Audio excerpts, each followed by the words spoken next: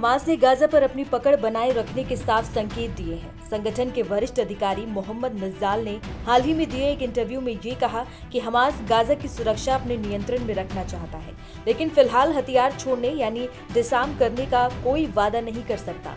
उनका कहना है कि हथियार डालने का फैसला इस बात पर निर्भर करेगा कि आगे सत्ता किसके हाथ में होगी और गाजा की सरकार कैसी बनेगी। नज्जाल ने यह भी साफ कहा कि हमास 3 से 5 साल का संघर्ष विराम यानी सीजफायर स्वीकार कर सकता है, ताकि गाजा का पुनर्निर्माण किया जा सके और वहां की जिंदगी फिर पटरी पर लौट सके। हालांकि उन्होंने साफ किया कि इस फैसले में सिर्फ हमास नहीं बल्कि दूसरे सशस्त्र समूहों और फिलिस्तीनी जनता की भी भूमिका होगी। दूसरी तरफ इजराइल और पश्चिमी देश लगातार मांग कर रहे हैं कि हमास पहले अपने सभी बंधकों को रिहा करे और फिर हथियार डाल दे, लेकिन हमास का ये रुख कि हम अभी हाँ या ना नहीं कह सकते इस पूरी स्थिति को और जटिल बना रहा है। गाजा में पहले से ही हालात नाजुक हैं। लोगों को सुरक्षा, बिजली, दवा और पानी की गंभीर कमी का सामना करना पड़ रहा है। ऐसे में अंतर्राष्ट्रीय समुदाय उम्मीद कर रहा है कि संघर्ष विराम और राजनीतिक समझौते से शांति बहाल हो सके। कुल मिलाकर हमास का बयान इस बात का संकेत है कि वो अपनी राजनीतिक और सैन्य ताकत नहीं छोड़ना चाहता, भले ही इसके लिए उसे वैश्विक दबाव का सामना क्यों न करना पड़े। आने वाले हफ्तों में यही तय होगा कि गाजा की सत्ता किसके हाथ में जाती है, हमास के या किसी नई प्रशासनिक व्यवस्था के।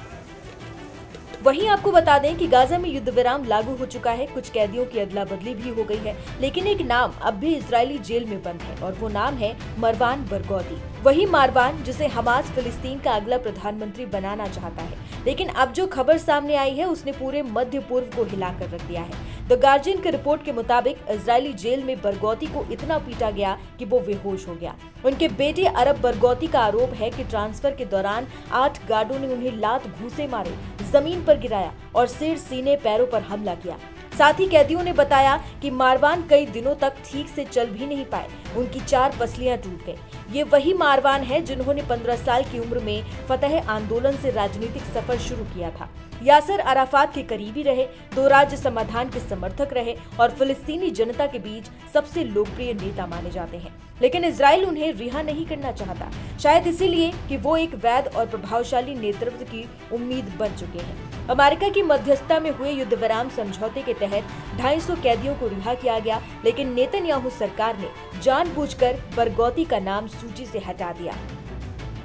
अरब बरगौती कहते हैं कि मेरे पिता तर्क की आवाज है, वो स्थिरता ला सकते हैं, लेकिन इजराइल हमें बटा हुआ देखना चाहता है। अब सवाल ये है कि क्या मारवान बरगौती की आवाज जेल की दीवारों से बाहर आ पाएगी, या फिर वो नेता जो फिलिस्तीन को जोड़ सकता है उसी जेल में टूट जाएगा जहां उसे बार बार पीटा जा रहा है और दुनिया चुप है। ये कहानी सिर्फ एक कैदी की नहीं है, एक पूरे संघर्ष की है जहां राजनीति, सत्ता और इंसानियत की लड़ाई एक ही कोठरी में बंद है।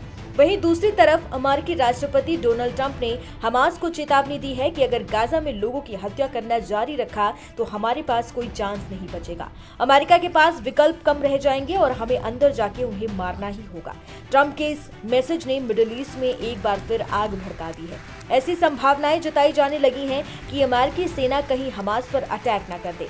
उधर इजराइल के प्रधानमंत्री बेंजामिन नेतन्याहू ने चेतावनी दी कि मारे गए बंधुकों के शव नहीं मिले तो हम तबाही मचा देंगे। इजराइल पूरी ताकत के साथ हमास से बात करेगा।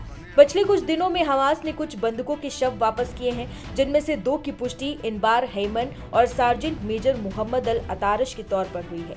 इन हालिया सौंपियों के बाद सोमवार से अब तक मृत बंधुकों की वापसी की संख्या 9 बताई गई है, जबकि अभी भी कई शव गाजा में बने हुए हैं। इस बीच वो 20 जीवित बंधक जिन्हें सोमवार को रिहा किया गया था, उनके बदले इजराइल ने 250 फिलिस्तीनी कैदियों और 1718 गाजा कैदियों को रिहा कर दिया है। हमास की सैन्य शाखा ने आधिकारिक तौर पर ये कहा है कि शेष शवों की तलाश जारी है और इसके लिए बड़े प्रयास और विशेष तकनीकी उपकरणों की आवश्यकता होगी।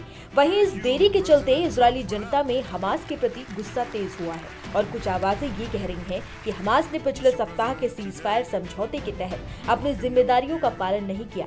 हालांकि संयुक्त राज्य की प्रशासनिक व्यक्तियों ने इस बात को बहुत अधिक तौर पर समझौते का उल्लंघन बताने से हतोत्साहित किया है, यानी शांति समझौते की असली परीक्षा अब शुरू हो चुकी है। इजराइल का आरोप है कि हमास ने सारे बंधकों के शव नहीं लौटाए, जबकि हमास का ये दावा है कि उसने सब कुछ सौंप दिया है।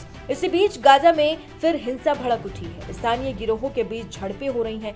यहाँ तक कि एक सार्वजनिक फांसी की खबर भी सामने आई थी।